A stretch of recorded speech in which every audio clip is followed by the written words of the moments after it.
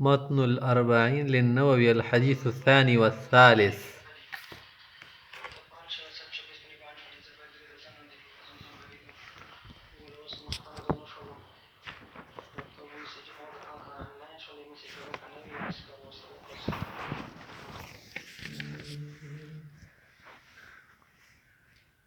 الحدیث الثانی، دوسری حدیث اس کے متعلق ہے،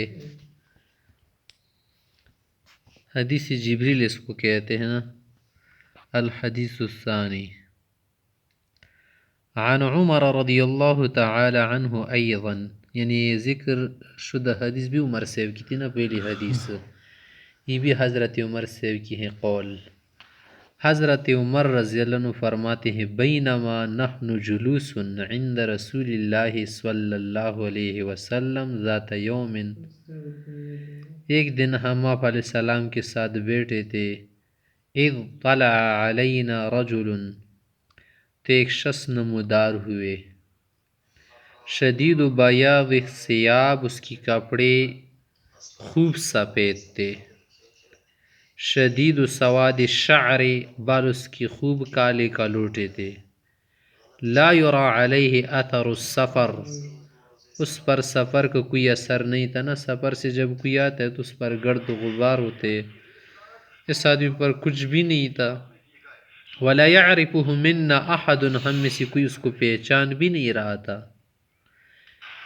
صحابہ حضرت کو پیغمبر علیہ السلام نے منع فرمایا تھا نا کہ تم ایسے سوالات نہ کرو کہ جس میں کوئی مسئلہ پوچھنا مقصود نہ ہونا، کیونکہ ایسے سوالات سے اللہ تعالیٰ ناراض ہو جاتے. بعض اوقات اگر تمہارے سوالات کا جواب دیا جائے تو ممکن ہے تمہیں ناخوشگواری ہونا. تو صحابہ حضرات بعض اوقات ضروری سوالات بھی نہیں کرتے، تو ان کی تمنا تھی کہ کوئی دیہاتی آ جائے نا، وہ سوالات کرے تو اس کی وجہ سے ہمارے سامنے بہت سارے مسائل واضح ہو. تو اللہ تعالیٰ نے حضرت جبریل علیہ السلام کو انسانی شکل میں بھیجا، اور اس کے کپڑے بہت سفید تھے. تو اسے علماء نے مسئلہ لکھے نا کہ سفید کپڑے پہننا زیادہ بہتر ہے علماء طلباء کے لیے. اور بال بھی کالے کالوٹے تھے، تو مطلب ہے کہ علم کے حصول کا جو زمانہ ہے جوانی کا ہے، اور اس پر سفر کے آثار وغیرہ نہیں تھے. آگے کیا کہہ رہے، حتی جلس الی النبی صلی اللہ علیہ وسلم، آپ علیہ السلام کے قریب بیٹھ گئے. فاسند رکبتیہ الی رکبتیہ، اپنے گھٹنے آپ علیہ السلام کے گھٹنوں کی قریب کر کے ٹکا دی. ووضع کفیہ علی فخذیہ، اس نے اپنی ہتھیلیوں کو، ہاتھوں کو آپ علیہ السلام کی گھٹنوں پر، آپ علیہ السلام کی رانوں پر یا اپنی رانوں پر رکھے. اگر اپنی رانوں پر رکھے تھے نا ہاتھ تو اس میں کوئی سوال نہیں. آپ علیہ السلام کی رانوں پر کیوں ہاتھ رکھے؟ توجہ طلب کرنے کے لیے، تاکہ اس کی حالت دیکھ کے صحابہ اور زیادہ متوجہ ہو. وقال، پھر پوچھنے لگی، یا محمد، اے محمد. یہ فرشتہ اس حکم سے مستثنا ہے نا، پیغمبر علیہ السلام کو یا محمد کے نام سے نہیں پکارا جائے گا، بلکہ یا رسول اللہ، یا نبی اللہ نا. فرشتہ سے مستثنا تھا. اخبرنی عن الاسلام، اسلام کے متعلق مجھے بتاؤ. فقال رسول اللہ صلی اللہ علیہ وسلم الاسلام ان تشہد ان لا الہ الا اللہ وان محمد رسول اللہ. اسلام کا مطلب یہ ہے نا کہ آپ یہ گواہی دیں کہ اللہ کے علاوہ کوئی معبود برحق نہیں، اور محمد صلی اللہ علیہ وسلم اللہ کے بھیجے ہوئے پیغمبر ہے. وتقیم الصلاۃ، نماز قائم کرے. وتؤتی الزکاۃ، زکوٰۃ دیا کرے.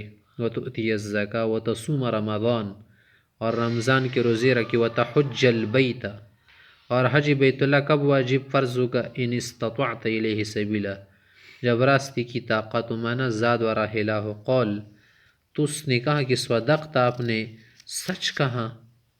تو اگر ایک آدمی پوچھ رہا اور یہ بھی کہہ رہا کہ آپ سچ کہہ رہے ہیں نا، اس سے آدمی کو تعجب ہوتا ہے. تو اس لیے عمر سے کہتے کہ فعجبنا لہ، تو ہم اس پر تعجب ہونے لگا کہ یسألہ و یصدقہ، پوچھ بھی رہے اور تصدیق بھی کر رہے. قال، پھر آگے کہنے لگے کہ فاخبرنی عن الایمان، ایمان کے متعلق مجھے بتاؤ. قول، فرمایا کہ ایمان کہ ان تؤمن باللہ، کہ آپ اللہ پر ایمان رکھے. و ملائکتی، تمام ملائکوں پر.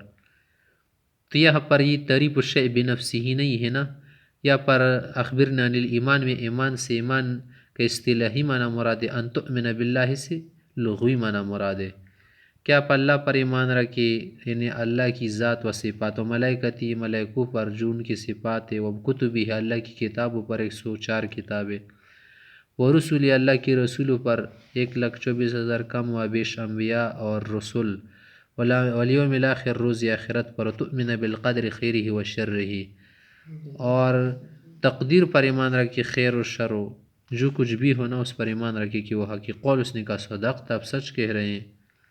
قول پر آگے پوچھا فاخبرنی عن الاحسان، احسان کے متعلق بتاؤ۔ قول فرمائے احسان کہ ان تعبد اللہ، آپ اللہ کی عبادت ایسے کرو کأنک تراہ، گویا آپ دیکھ رہے ہو، دیکھ تو نہیں رہنا لیکن ایسا آپ کیا کرے، اتنے یہ بات اتنی ذہن نشین کرو کہ گویا آپ اللہ کو دیکھ رہے۔ لیکن اگر ایسا ہونا نہیں ہو سکتا یا کسی کو ہوتا ہی نہیں ایسا، یہ شہودی درجہ ہے نا، اگر کسی کو حاصل نہ ہو تو پھر حضوری درجے پر عمل کرے، وہی ہے فَإِن لَمْ تَكُنْ تَرَاهُ فَإِنَّهُ يَرَاكَ، آپ اللہ کو حاضر و ناظر سمجھتے ہوئے عبادت کرے نا، تو یہ حضوری درجہ ہے۔ قول پر پوچھنے لگی کہ فاخبرنی عن الساعہ، قیامت کے متعلق بتاؤ۔ قول فرمایا آپ علیہ السلام نے کہ مل مسئول عنہا بأعلم من السائل، جیسے پوچھے جانے والے کو پتہ نہیں ہے، یعنی جیسے سائل کو پتہ نہیں نا، آپ سائل ہے میں پوچھا جانے والا ہوں، مجھے بھی پتہ نہیں ہے، تو پوچھا جانے والا پوچھنے والے سے زیادہ علم والا نہیں ہے۔ قول پر کہا فاخبرنی عن اماراتہا، اس کی علامات بتاؤ۔ قول فرمایا ان تلد الامۃ ربتہا، وہ یہ ہے کہ ماں جو ہے نا کیا اپنے سید کو جنے گی۔ کیا مطلب کہ جب کوئی کنیز ہوگی نا تو ممکن ہے اس کا بیٹا کیا ہو جائے، شہزادہ ہو جائے گا نا، تو یہ کیا ہو گئی، اپنے آقا کو اس نے جن لیا۔ یہ دوسرا مطلب یہ ہے کہ اولاد جو ہے نا ماں کے ساتھ سلوک کس کی طرح کرے گی اولاد، جیسے سردار جو ہے نا سید اپنی کنیز سے کرتے ہیں۔ وَأَن تَرَى الْحُفَاةَ، اور تو دیکھے گئے ایسے لوگوں کو جو کیا ہو برہنہ پا ہو، العراة، جن کے بدن پر کپڑے نہ ہو، برہنہ بدن، العالہ، غریب و فقیر قسم کے لوگ، رعاء الشاة، بکریوں کے چرانے والے، یتطاولون فی البنیان، جب وہ کیا کرے بڑی بڑی بلڈنگیں اور عمارتیں بنانے میں فخر شروع کرے، مقابلہ بازی شروع کرے، تو سمجھ لینا کہ یہ علامات آخرت شروع ہو گئی، علامات قیامت شروع ہو گئی۔ ثم انطلق، پھر وہ چلے گئے وہ آدمی عمر سے کہتے فلبثت ملیا، کچھ دیر میں وہ ٹھہرا رہا، ثم قال، پھر مجھ سے پیغمبر صاحب نے پوچھا یا عمر تدری من السائل، تمہیں معلوم تھا کہ پوچھنے والا کون تھا؟ قلت، میں نے کہا اللہ ورسولہ اعلم، اللہ ورسولہ اعلم، اللہ رسول جانتے ہیں۔ قال فرمایا فإنہ جبریل، وہ جبریل علیہ السلام تھے، اتاکم، آئے تھے تمہارے پاس، یعلمکم دینکم، تاکہ تمہیں دین کے احکام وغیرہ شرائع سکھائے۔ رواہ مسلم۔ تیسری حدیث الحدیث الثالث، الصفحہ التاسعہ، عن ابی عبد الرحمن عبداللہ بن عمر بن الخطاب رضی اللہ تعالی عنہما قال، ابو عبد الرحمن عبداللہ سے کی کنیت ہے، ابن عمر سے کے بیٹے ہیں، یہ روایت کرتے ہیں کہ سمیعت رسول اللہ صلی اللہ علیہ وسلم یقول، میں نے آپ علیہ السلام کو فرماتے ہوئے سنا، بنی الاسلام علی خمس، اسلام کی بنیاد 5 چیزوں پر رکھی گئی ہے، یعنی 5 چیزیں اساسی ہیں نا، ارکان خمسہ ہے،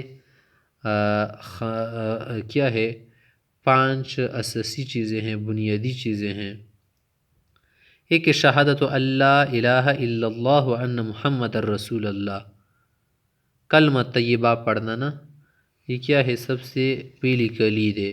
نمبر 2 اقام الصلاۃ، کلمہ پڑھنے کے بعد دوسری چیز جو متوجہ ہوتی ہے اللہ کا حکم جو متوجہ ہوتا ہے وہ کیا ہے، نماز کا قائم کرنا، قائم کرنا ہمیشہ پڑھنا، اور تمام آداب شروط اور سنن کے ساتھ ادا کرنا۔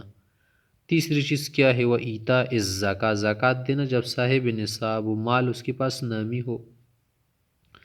وحج البیت، اور حج بیت اللہ کرنا جب کیا ہو اس کے پاس زاد و راحلہ ہو۔ وصوم رمضان، اور رمضان کے روزے رکھنا، جیسے آج کل رمضان کا مہینہ چل رہے۔ رواہ البخاری و مسلم، یہ شیخین کی روایت ہے۔